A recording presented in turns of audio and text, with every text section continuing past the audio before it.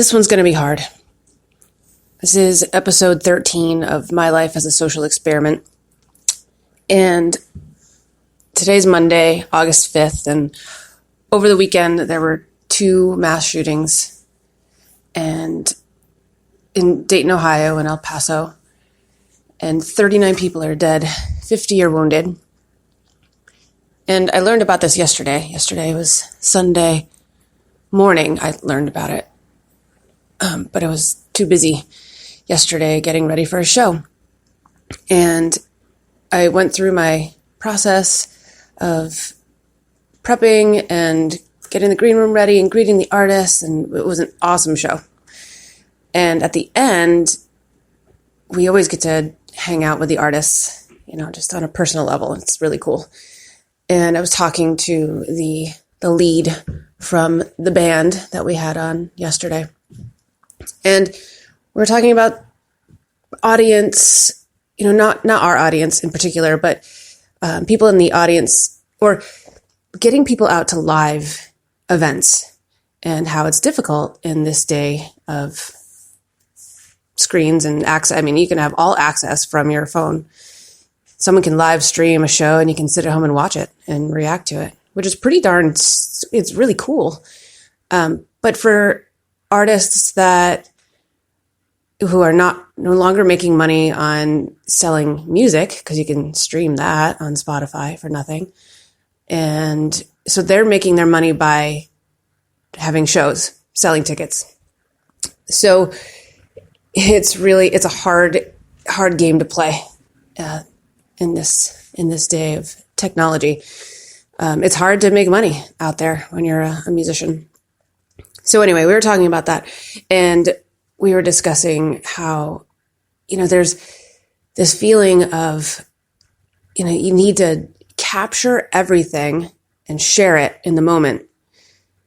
And what ends up happening is you are filming on your phone at a live event and watching it through the screen. So you just removed yourself from the live event and I do this all the time. I'm not, judging anybody. I do it all the time because I'm a concert producer, but also a promoter. And so I'll be filming stuff and then I'll post it to Instagram and Facebook and say, look what you're missing. Come on up to this concert. But while I'm doing it, I'm fully aware of the fact that I'm looking through my screen.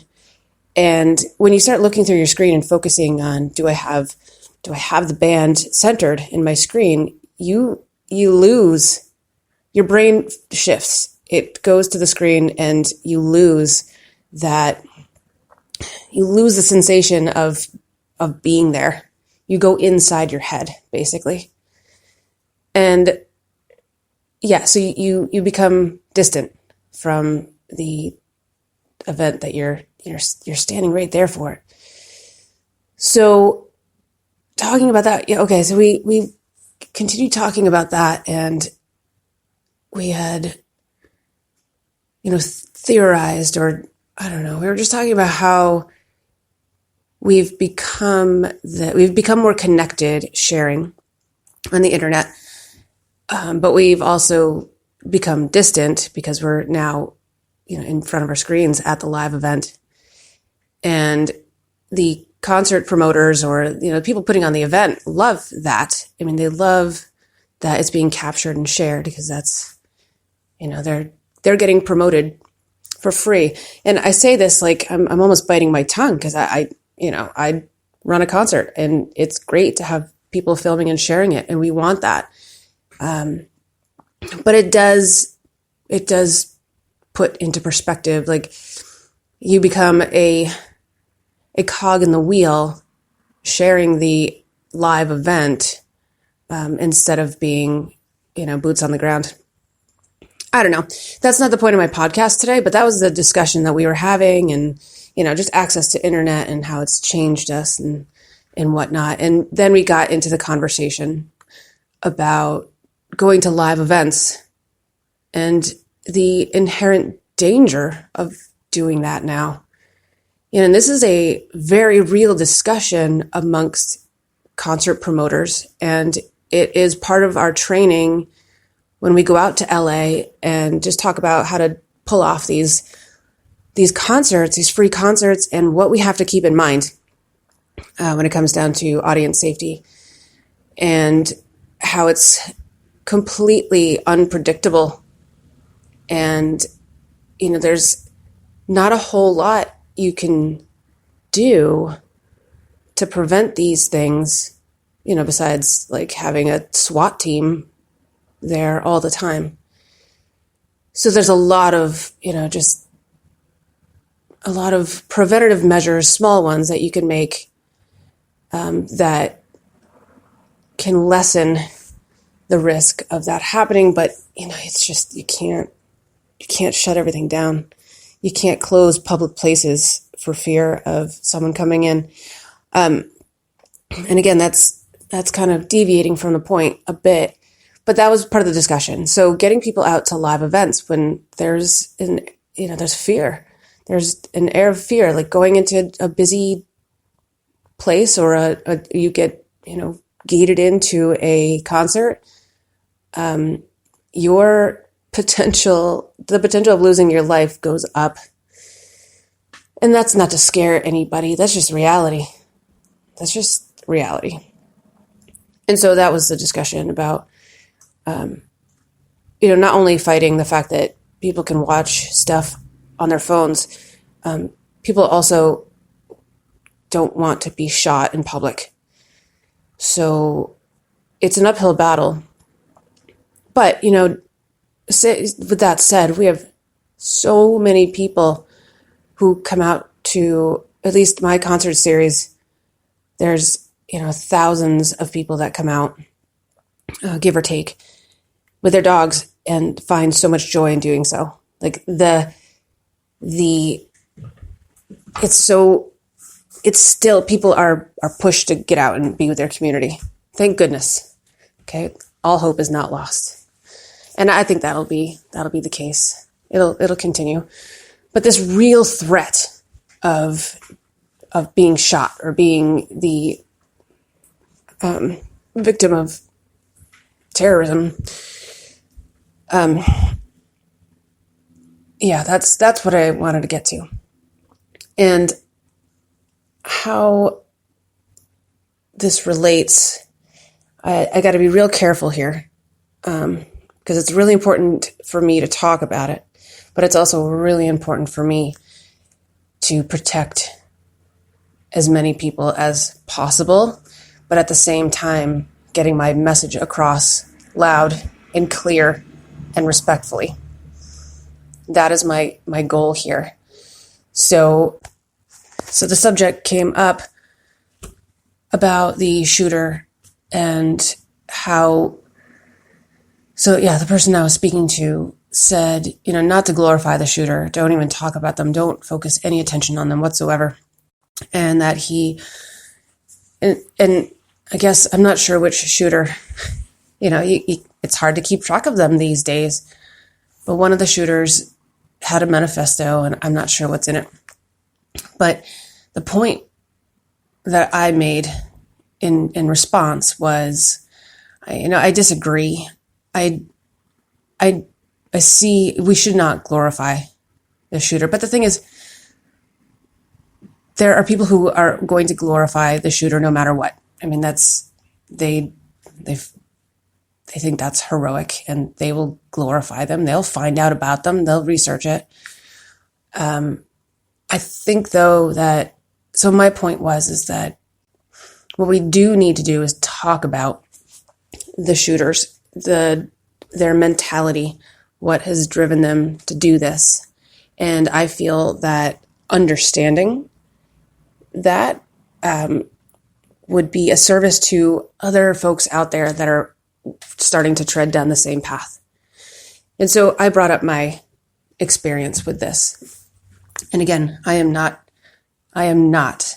repeat, I am not accusing anyone of potentially becoming a shooter, or that was the intent, or that, I don't even know how to say any of this. And what really bugs me is that it's even part of it was part of my history, part of my life, and is still like, I can't believe that I even have to think about any of these things that I'm going to tell you. But I told my conversation partner yesterday that yes, I think it's very important that we speak about the shooter or whoever, whatever, act. So anyway, I told him about my experience, and my experience is not with anyone shooting anybody. My experience was with a mentality. And this mentality is, I think, pretty textbook. And I think understanding it would prevent other people from traveling down this path. So years ago, what's now? It's 2019. So back up to 2011. And I've been doing a little research today. I'm actually sitting at my counter with a bunch of paper in front of me. And so in 2011, this show came on television, and it was called Doomsday Preppers. And I remember in my home at the time, when that show came on, we sat and we watched it and didn't miss an episode. And so that was right when that show came out, 2011. So I was pregnant and just about to have our third child and watching the show religiously. And things started to shift. And looking back at it now, I'm going to tell you the story of it and just understand that a lot of the minute details are going to be left out. And only the bigger shifts are the ones that I'm going to talk about.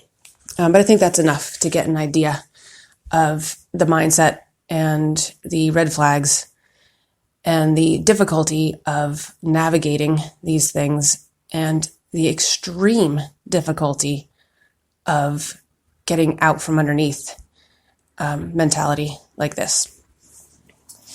So 2011, had third baby, and I was in the baby haze, 5-year-old, 3-year-old, and an infant. And my partner had just decided that he was going to quit his obsession with the National Football League because it was the great distraction of what was actually going on in the world. And there's a bit of truth to that, sure. But that was red flag number 1. But usually these red flags, they don't become apparent until there's a few more of them. So, you go along with it. This is someone that I loved to death and still do. And so I supported whatever he was doing. And so red flag number 1 was the giving up of something that it was very much a part of our life. And we spent days in front of the TV watching football. We dedicated entire Sundays to football, from pregame to the late game. And it was something that I actually looked forward to because it meant Sunday was home day, and it meant cooking something in the crock pot or baking something in the oven and having that sound of the football game. It's a happy memory for me. And anytime I hear a football game, if it's on in the background, I can even smell the smells in the kitchen and just imagine. And now, wow, I'm getting emotional just talking about it. And I generally don't think about it. I'm only thinking about it because I wanted to do this podcast. But I remember taking a walk with, and no names being used, taking a walk with one of the babies in the backpack and picking grapes along the way because it was late summer, almost fall.